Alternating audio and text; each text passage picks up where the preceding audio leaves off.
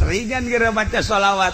sebab Kangjeng Nabi nu bakal nu nyekel kunci surgana urang ngawauhan ka Kangjeng Nabi tengah zamanan urang ka Kangjeng Nabi 14 abad anu silam jeung bae da urang dilahirkeun ku Gusti Allah saat ieu ayana saat ieu tapi henteu eleh urang jeung zaman baheula Abu Jahal nyaksian Kangjeng Nabi teu iman urang jauh jarakna jeung Kangjeng Nabi jauh masana jauh segala-galana tapi urang iman ka Kangjeng Nabi mulia jasa jelema nu mencintai Kangjeng Nabi sebab bahasa Kangjeng Nabi aku selalu berada di setiap manusia yang selalu mengingatku eta bahasa Kangjeng Nabi bahasa Arabna moal bejaan goeng lah aya bisa ge Inggris kajian Inggris ya Allah ya Rabb nah etalah urang maca sholawat Kangjeng Nabi ngomong kaula bareng jeung sok maca sholawat Allahumma sholli ala sayyidina Muhammad wa ala ali sayyidina Muhammad Kangjeng Nabi na aya entek ulah lalagaan maca sholawat ulah lalagaan maca sholawat aya sholawat anu lamun dibaca ku urang hayang naon bae ge hayang naon bae insyaallah asal teu meunang direkam teu meunang ditulis ti ditu ti guruna kuduna asal diomongkeun katalar teu meunang direkam tapi lamun direkam teu jadi Allahumma sholli ala sayyidina Muhammadin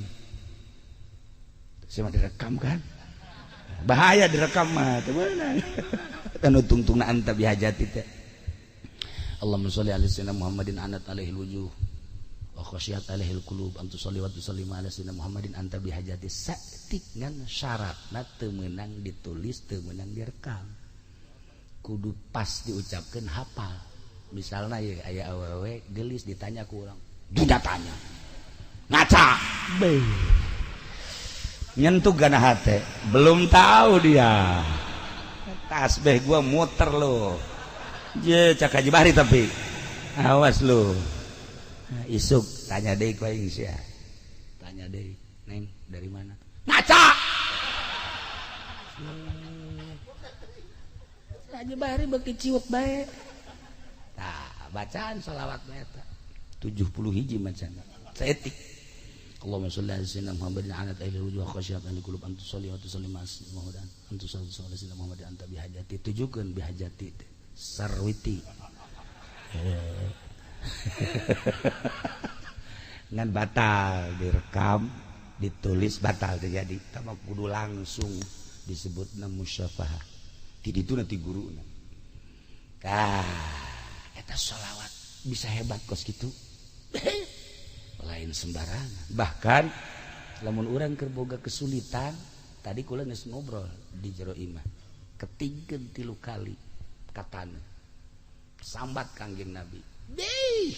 ujianna tadi Haji Pendi bisa pakai bayar hutang teu bisa lain deui hutang mah lain deui urusanana jual imah hutang mah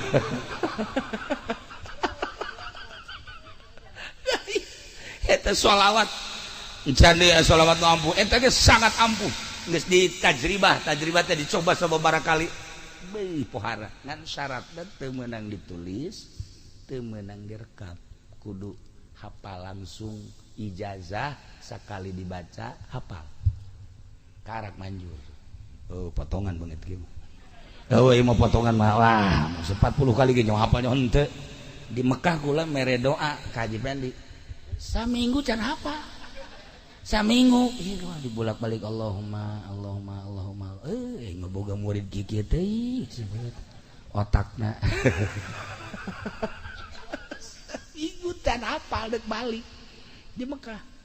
kajin lah meureun sakitu diberena imang ngajinya atuh masalah geus lah ngaku bae beureun bodoh saya kudu ngaku maksudna bicarang ibadah atuh kudu nemah bae ka narakana ngan boga Kangjeng Nabi na bageus saya dipendi coba bukuna oplosan karung loba ya Allah nipu loba ngabohong loba isi budak hirup mun teu ngabohong teh nya nama atel ya Karim ya masyaallah ya kudu neraka tapi cak anjeunna ulah sebab Kangjeng Nabi mah wa innaka la'ala khuluqin azim tah lamun cara tadi dua si joli anu bobogohan nu geulis jeung nu kasep tadi berani nyana ngajualan hartana demi rasa cinta rindu anu menggebu-gebu. Nah urang cinta ka Kangjeng Nabi geus datang ka mana lamun tadi naon hartina dunia tanpa melihat wajahmu urang ge kudu kitu naon hartina dunia tanpa melihat Kangjeng Nabi ukur lamun tadi sakadar bobogohan jang sakadar di dunia tapi cinta ka Kangjeng Nabi bakal terus ke akhirat. Urang cinta ka Kangjeng Nabi aman nyebrang di jembatan Siratal Mustaqim. Urang cinta ka Kangjeng Nabi dosa-dosa urang loba dihampura sekalipun polisi teh terbanyak dosa kedua hakim katilu kiai bagian katilu loba dosa sarua bae entek Haji Bahri asal ti heula ka neraka nya sebab jangan lagi kiai keneh kan kiai terkutuk nya tapi di akhirat cek Kangjeng Nabi loba nu diamankeun ku Kangjeng Nabi bahagia urang sebab Kangjeng Nabi boga akhlak lain sakadar di dunia tapi di akhirat wa innaka la'ala khuluqin azim deketan Kangjeng Nabi cintakeun ka Kangjeng Nabi mantepkeun keyakinan ka Kangjeng Nabi ulah aya di jero hate makhluk selain Kangjeng Nabi jeung ulah aya nanaon di jero hate kecuali Allah masya Allah di akhirat urang sanajan loba salah nanaon aya Kangjeng Nabi ketika urang ditimbang amal Kangjeng Nabi na didinya tak cicing besi berat ka katuhu amal bagus jelas Kangjeng Nabi seri ketika berat ka kenca heula cak Kangjeng Nabi ulah main di neraka-nerakakeun bae nikmat urang boga Kangjeng Nabi anu ku urang diyakini jeung diimani nu namina Kangjeng Nabi Muhammad sallallahu alaihi wasallam. Timbul pertanyaan ieu lamun Kangjeng Nabi teu aya apa bener Gusti Allah moal nyieun dunya